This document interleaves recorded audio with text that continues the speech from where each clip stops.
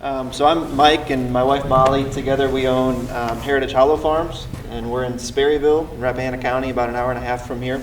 Heritage Hollow has been in business since the 1st of October, but we were fortunate and in a unique situation to be able to take over the business of an existing direct marketing grass-based farm that was pretty well known in the industry. So I've managed Mount Vernon Farm for 4.5 years. And it's a 845-acre multi-generational family farm. I think it's at like 6 or 7 generations now. It's been in the family since 1827. It's always been a continuous operation. But through my time managing there, to back up a little bit, I started there as an intern, and that was really my first work experience in agriculture.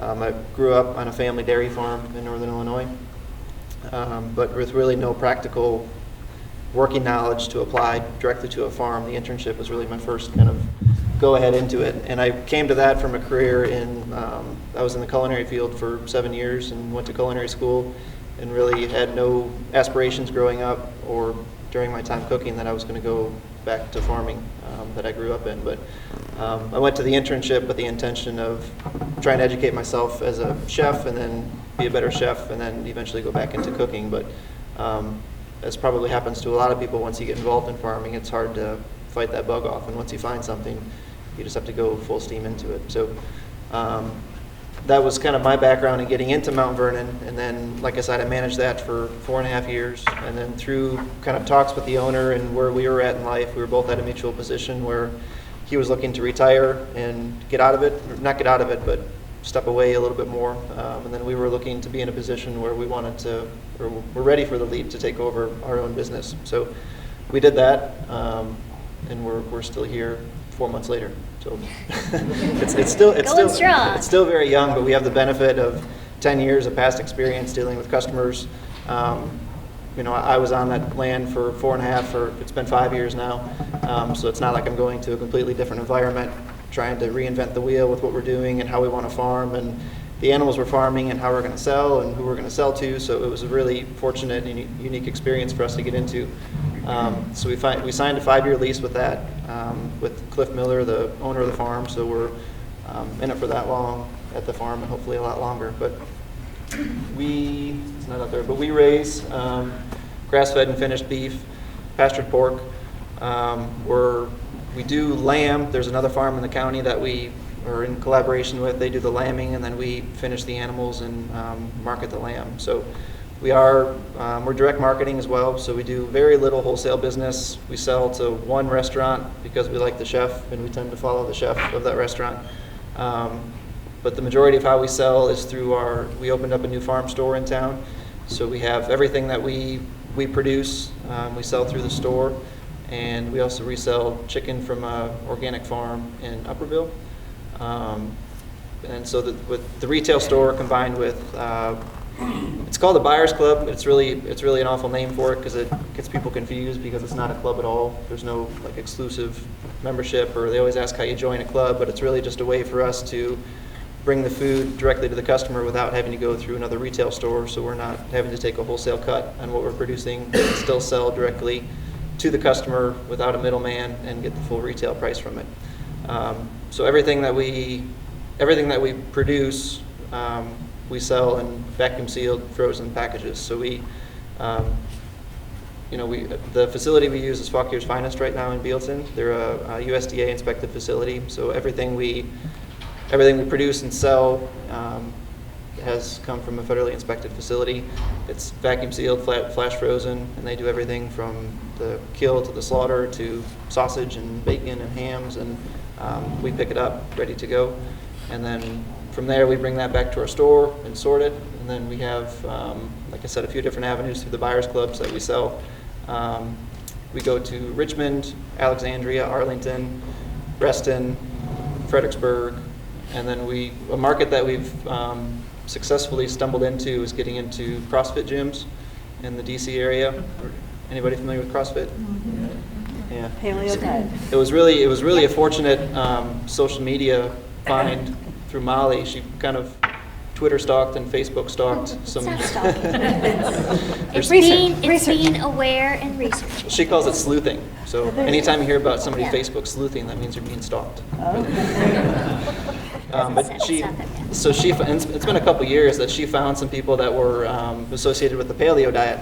And the big part of the paleo diet is grass-fed beef and pastured meats, and a lot of those people are looking to source responsibly raised meat.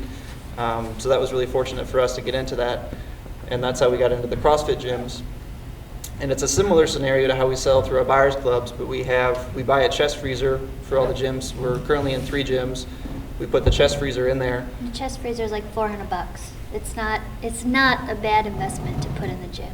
And we're not charged rent or anything to keep the freezer in there, because a lot of the gym owners see it as a benefit for their members, that they're able to offer something else to their members, or another service. But we own the freezer, so we could pull it out at any time. But we have an order form on our website that we keep up to date with our current inventory. So customers go onto the website, they place the order. The order needs to be in 2 days in advance, so it gives us time to pack it. We can email invoices. They can pay online directly through the invoice. And then so with the freezer setup, it's nice because we drop the orders in the freezer and we're gone. With our other buyers club scenario, we've all been in DC traffic, I'm sure, at some point, and there's a 30-minute window that we have to meet people for our buyers clubs. So with traffic or weather or family stuff comes up, it's a real struggle, not only for us to get there, but then also for the customer to be able to rely on us to meet us there at that time. So with the freezer setup, we can drop it there, they pick it up the next time in their gym. We still get the same price for it because it's still charged at retail price, but we can, instead of doing only 3 regular buyers club drops, we're able to do quite a few more gym drops because we're not waiting for people. We can just drop and continue on our day, and it's a more efficient route. Yes? Are the people at the gym buying a side or a quarter, or are they just buying retail cuts from you? Well, so it started as they're just buying retail cuts, Okay. and we've expanded into selling halves and wholes for pork and beef, which it helps out a lot with cash flow, because if we sell retail cuts, it takes usually 2 or 3 months for that to cycle through our complete inventory and get paid for it. If we sell a half or a whole, I'll take a 30% deposit up front. So it's similar to like a CSA, because we're getting something up front for it for them to hold the reservation. And then we get paid in full for that bulk purchase. But a lot of our retail customers have become bulk customers Yeah. as well, because they go, oh, we love it. But the trouble what they were finding with the DC people is they want to buy bulk, but they have freezers this big. The 8th is as So- big as they can go with a top. Yes, and we have one couple who've become, how many have Liz and Ryan bought this year? I just delivered a pig and a beef to them last week. But that was not all that they've done this year. So we have a great group of customers who have, many of them, and it's more than I can count right now, who have decided that this is a great system, and they have decided to be the middleman, and they will then share with their friends and family. So they're our talking point. But then, once we deliver it to their house, Mike said he delivered it to 2 pigs and a steer. 1 pig and a steer. 1 pig and a steer he said their tiny apartment, and I said, where are they going to put it all? He said the neighbors were coming over. So it's really neat that people are coming together to say, hey, let's work together on this. And I call it the buddy system. I think As long as they do the sorting and deciding who gets right, what. because it's already tricky to eat this way. We all get it. It's foraging in its true sense. We know this market is this and this market is this, and so the fact that they're working together is really, I appreciate it because it helps us out too. And that's been a great thing to find too, because people ask if they can buy an 1/8 of an animal or 1/16 of an animal, and I say, that's too much work for me, or for us. So that's why we sell by the cut if they want to buy it that way. But I said, ask your friends, ask your neighbors, go in on an animal, and it really gets people involved and really appreciating their food more, which is a lot about what we're about and what our values are, is about appreciating what we're eating and where it's coming from. And a lot of the paleo and CrossFit people have latched onto that, and they're forming buying groups to buy multiple animals. But that's the bulk purchases are a good way to offset slower times at our store. January is a really slow time, but then we're able to offer some more bulk animals, so we still have good cash flow going through a slower season. And then through the bulk purchases also, that allowed us to analyze the buyers clubs that we took over from Mount Vernon, and any that were, because we set a minimum, if we're going to drive an hour and a half or 2 hours, we need to have a minimum. It doesn't make financial sense for us to go for a $75 order as much as we'd like to bring our food to people. We need to have a business sense about us too. We can't be chasing sales all the time, but we have to be smart about how our time is spent. Because it's just the two of us, and our one employee is my mother. And she's on the payroll. We're not on the payroll. That's been interesting. She's manning the phone, right? Yeah. Yeah, she's been running the farm store for us, which has been a huge help because she has a background in retail, and there are just too many things that need to be done in a day, and I have my own career in photography, and that keeps me busy. So to have that third person is helpful. You pay yourself a salary? We do? Yeah. We budgeted that in. Yeah. And that goes back to value. We have to value ourselves and what we're offering. If we're not getting paid, then it's not worth it to be doing it. As much as we love to do it, money speaks. Talk a little bit about your distribution infrastructure. You have a reefer van, 2 vans. I have a 2000 Ford F-150, and it's we put coolers in the back. I think we're getting close to the point where we need some type of a van or a covered vehicle. We don't necessarily need a refrigerated van because we don't deal with any fresh meat right now. That could be something that we move into. But for right now, it's igloo coolers in the back of my truck, and Molly's mom also brought a covered trailer that we could tow if we have a lot of coolers to go to one delivery. But that's probably, distribution is our logjam right now because it's one of the 3 of us that does all the distribution as well.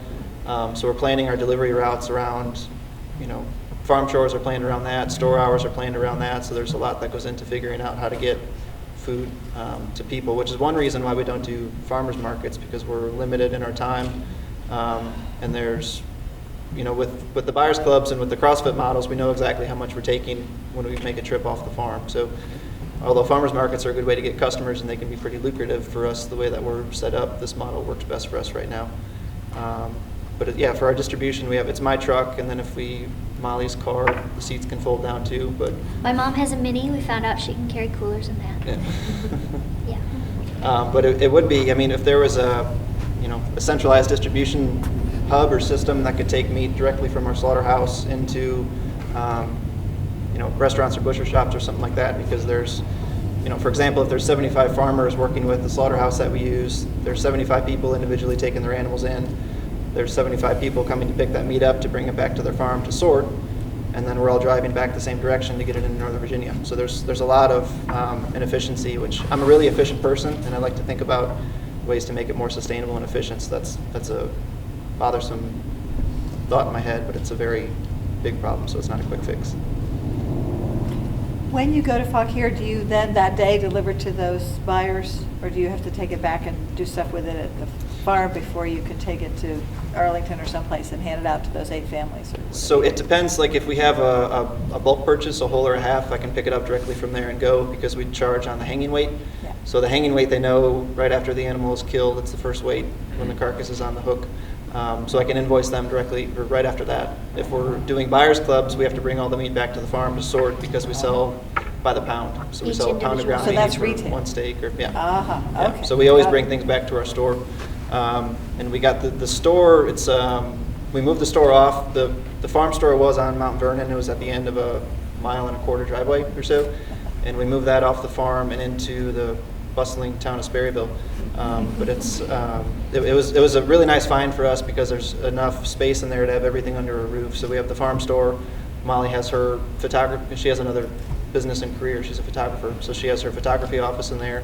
And then there's another room where we have a walk-in freezer indoors and a farm office and a place to pack orders inside, which has been a big benefit. And the walk-in traffic, just moving it off the farm. The farm was a beautiful driveway. Anyone that's driven by it, it's very pretty. It's very bucolic and everything that people want to see when they go by at a farm. But it was long, and people didn't know, is this a private driveway? Am I allowed to come down here? And I noticed that over the years, especially, they took a B&B, they made one of the homes a B&B, and they took the farm sign that's, had sheep and pigs and, something that would say, we have meat here. They took that down and put in a nicer B&B sign. I understand why they did it, but when they did it, the walk-through traffic went like this. And I heard no, it didn't go down. I said, I'm the one in the store. It did too go down, I'm telling you. And so when we moved it into Sperryville, just right on the highway, the walk-through traffic has increased significantly. I mean, we had the store open October 25th, and our busy season was October 25th through just after Christmas, right? And then in January, people are on diets, they're tired of spending money, it slows down. And we've had freezing rain for the last month. But we met our budgeted needs for the farm store in the first month that was open. That's what we needed it to do, and that's what it did. So, But we were really lucky the time that we opened, the park just reopened, because we're right by Shenandoah National Park, and that's Yeah, the what we fur rely on, And the is a lot leaf of the park peepers are traffic. there. yeah. But yeah, it just reopened when we opened the store. So it was a bigger investment, but it made sense. We had We have time for one more question, and then we'll ask Mike and Molly to stick around for a few minutes if they can, and take questions out of room 235. Sure. What breeds do you raise for the pasture needs? So we have, okay, so the Mount Vernon is one farm that we lease. That was the original farm where everything started. We also have another farm that Mount Vernon leased for a year, and we took over the lease of it. So all told, we manage 650 acres of pasture. And those two herds they're Black Angus cattle. And black cows are really popular in Virginia, and probably nationwide too, just because they typically draw a higher price at the auction, cattle auction. But we've adapted the breed to where it's, because Cliff he was very involved in genetics from the beginning and adapting a grass-based herd. And so it's a smaller frame. They sit lower to the ground. And they're a little bit smaller, but they do really well and finish well on grass. So we have that Black Angus breed for cattle, and then pigs. We were strictly Tamworth when we were breeding, but I've opened that up a little bit now, and we advertise that we have heritage pigs. But there's 3 breeders that we buy from, and they raise Tamworth, Berkshire, and large black, and then crosses of the 3. Thank you. Sure. Great, thank you so much, guys.